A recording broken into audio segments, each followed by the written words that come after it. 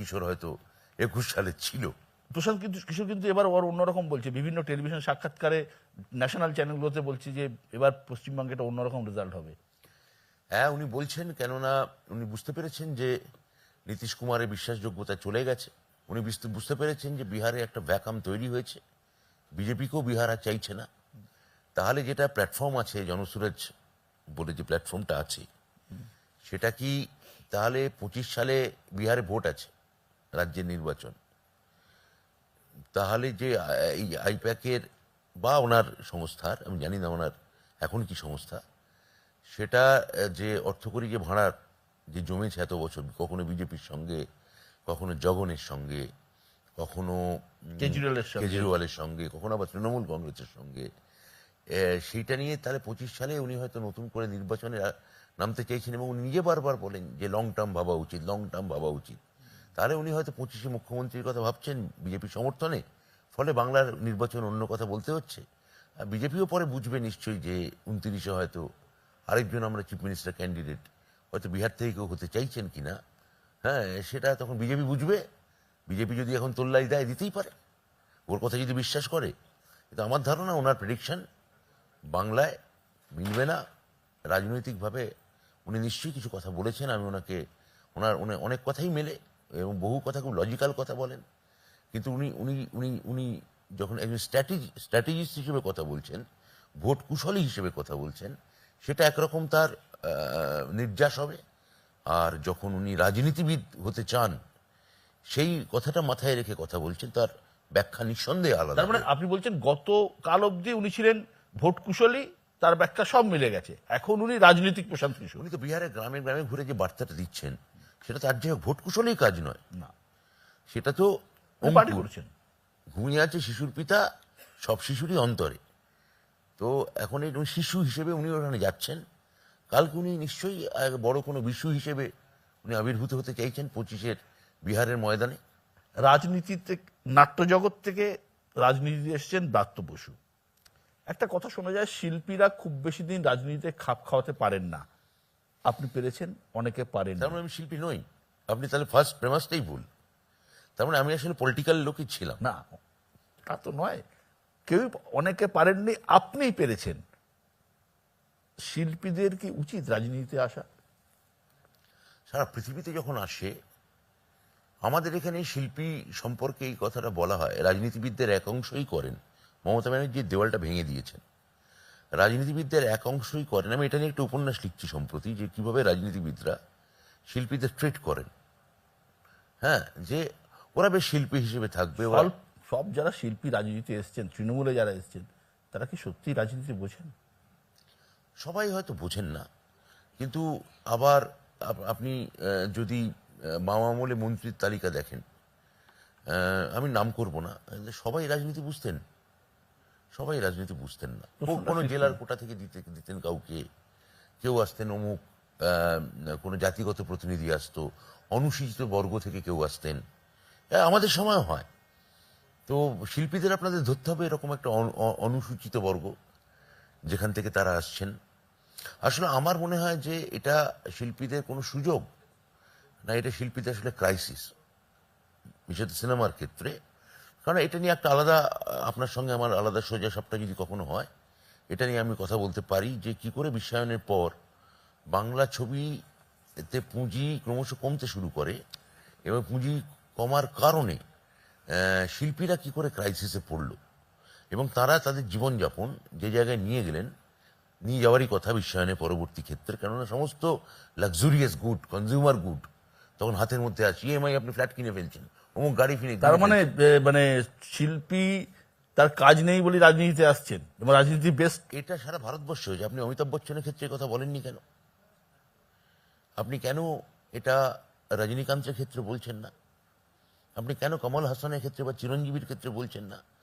তার কারণ আপনার মনের মধ্যে আছে কোথাও যে ওরা অন্য ভাষার রিজিওনাল ছবি করেন এবং সেখানে টাকার একটা লগ্নি আছে। ওরা কোথাও একটা কমপ্লেসেন্ট হিরো হিসেবে কমপ্লেসেন্ট, কোথাও এখন বয়স হয়ে গেছে, আসুন এবার একটু সমাজ সংস্কার করি, আসুন এবার একটু রাজনীতিতে নাম করি। ওদের বেলায় কিন্তু আপনি কিছু বলছেন না।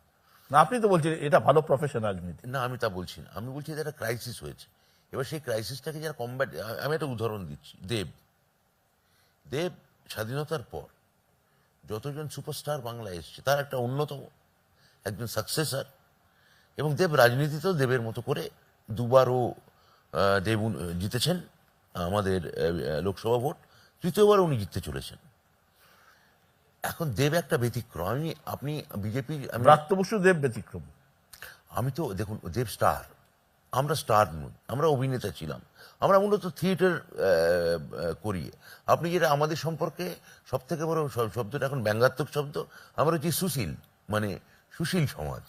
আপনি বলতে পারেন যে সুশীল ব্রাত্য টিকে গেল কি? হ্যাঁ, তো আমি বলবো যে যেহেতু আমি মমতা ব্যানার্জি কি চাইছেন, আর আমার রাজনীতি করতে আমার ভালো লেগেছে বিশ্ব, আমার ফাইনালি রাজনীতি আমার জীবন দর্শন, আমার লেখা, আমার ভাবনা, এগুলো সব বদলে দিয়েছে। আমি যখন কোনো প্রত্যন্ত জায়গায় গিয়ে বসেছি, দিনের পর দিন মানুষের সঙ্গে ইন্টারাক্ট করেছি, অজস্র মানুষ এত সাধারণ সাধারণ তুচ্ছ তুচ্ছ ব্যাপারে খুশি হতে দেখে আমার আমার আমার আমার আমি যেভাবে আলোড়িত হয়েছি, সেটা আমাকে খানিকটা হলেও, খুব অল্প হলেও মানুষ হিসেবে বদলেছে। তো I am enjoying my politics. Kabir Suman পারলেন না। আরে কবিরদা একটা গ্রেট, মানে গ্রেট আইকন। কবিরদা আমার মনে হয় যে উনি সোশ্যাল কমেন্ট করা, পলিটিক্যাল কমেন্ট করা, আর মাঠে নেমে রাজনীতি করা, এই দুইয়ের মধ্যে একটা খুবই ব্যালেন্স রাখতে হয়। একটা একটা ফারাক আছে। সেই ফারাকটা আমার ধারণা সবার পক্ষে সম্ভব নয়। মানে আমি বলছি যে ওই যে ছেলেটা সাইকেলে পাচাক খায়, ওই তো লেগেছে প্যাঁচ চাঁদিয়ালে বগ্গায়। ছেলেটার মন নেই আকাশে ভোকারটা, ওই যে লেগেছে প্যাঁচ চাঁদিয়ালে বগ্গায়। এই যে রিক্সা চালাচ্ছে একটা ছেলে, বাচ্চা ছেলে, আর দুপুরবেলা, আর পেছনে একটা সওয়ারি বাবু বসে আছে। হ্যাঁ, সওয়ারি বাবুটি বলে দেরি হয়ে যাচ্ছে, বিচ্ছু ছোলাটা বড় আস্তে চালাচ্ছে। এইটা বলা আর ওই ছেলেটা হয়ে ওঠা, দুটোর মধ্যে পার্থক্য আছে। এটার মধ্যে অনেক ফারাক আছে। আপনার রিসেন্ট ছবি হুব্বা আমি নিজে দেখেছি, আমার খুব ভালো লেগেছে। অনেকে বলছেন ব্রাত্য বসু রাজনীতি থেকে সিনেমাটা বেশি ভালো করেন, আপনার আরো বেশি করে পরিচালনা করা উচিত।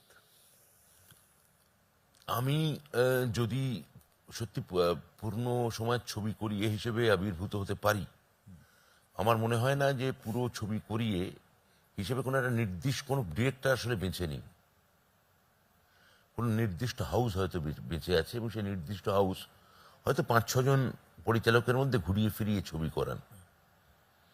হ্যাঁ, তো আমি কোনো হাউসেরই নির্দিষ্ট পরিচালক নই।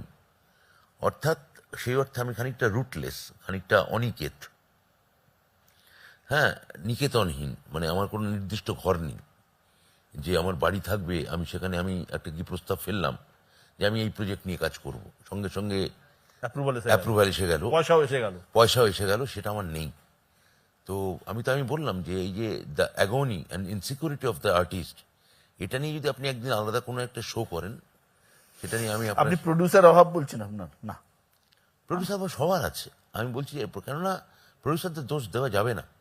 তারা যে টাকাটা লগ্নি করছেন, লোকে যদি হাউস থেকে সেই টাকা না তুলতে পারে, যেটা তামিলনাড়ু পারে, তেলেগু ইন্ডাস্ট্রি পারে, মালায়ালাম ইন্ডাস্ট্রি পারে, এখন মারাঠি ইন্ডাস্ট্রিও পারছে, তাহলে ছবি হবে না আগামী দিনে। আপনি বাম জমানার গ্যাংস্টারকে নিয়ে ছবি বানিয়েছেন, তৃণমূল জমানার কোনো গ্যাংস্টারকে নিয়ে ছবি বানাতে হলে কাকে নিয়ে বানাবেন? শাহজাহান? শাহজাহানকে আমার গ্যাংস্টার বলে মনে হয় না, শাহজাহানকে আমার পলিটিশিয়ানই বলে মনে হয়। এবার আমরা একটু কাছাখোলা দল, রেজিমেন্টেড দল নয়। শাহজাহান হয়তো শাহজাহান সিপিএম এর প্রোডাক্ট, এটা ভুলে যাবেন না। তো পেছনে থাকতো, মানে যে কাজটা ওরা দরজা বন্ধ করে যে শৌচ কর্মটা করতো, সেটা আপনারা নেতা বানিয়ে দিয়েছেন। আমরা একটু কাছাখোলা দল, ওই বাইরের কলতলায় চান করতে গেছে, লুঙ্গিটা একটু সরে গেছে, দেখা গেছে, এই আর কি।